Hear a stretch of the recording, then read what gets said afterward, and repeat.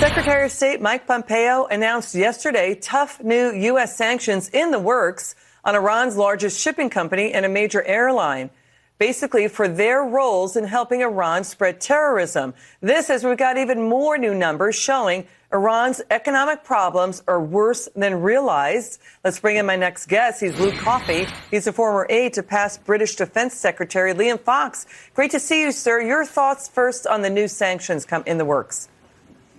Well, I think this is just the latest example of the maximum pressure campaign that this administration is pursuing against Iran to try to force them back to the negotiating table while putting pressure on them to moderate their behavior across the Middle East.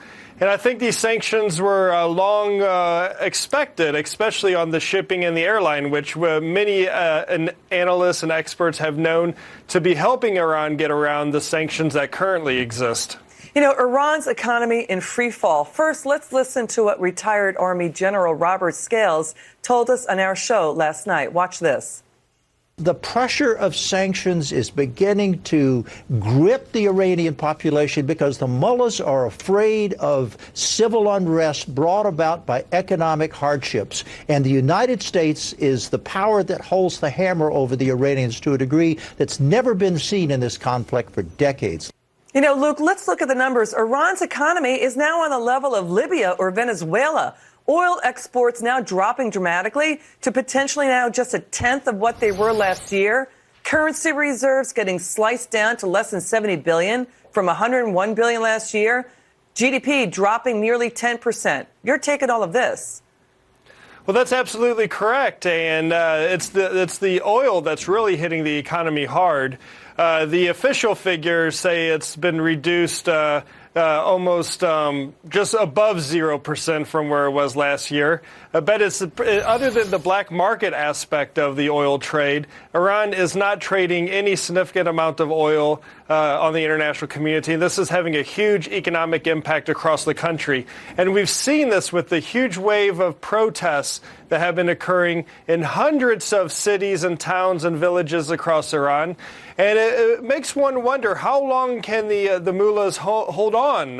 How much longer can they maintain control? We know that Iran, the Iranian regime is very resilient against this sort of international pressure and these domestic protesting. But eventually there will be a breaking point, and the question is, when will that happen? That's an important point you made.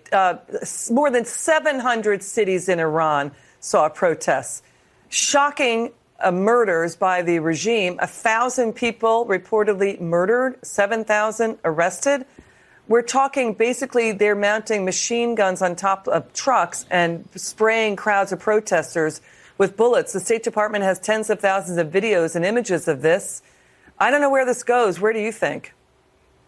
Well, it's horrific what is happening, and you'll see a period of time where the internet is cut in the country and none of these videos are leaking out, and then for a few hours the internet will go back online and social media is flooded with these horrific videos of civilians being shot and murdered and tortured by the security forces in Iran.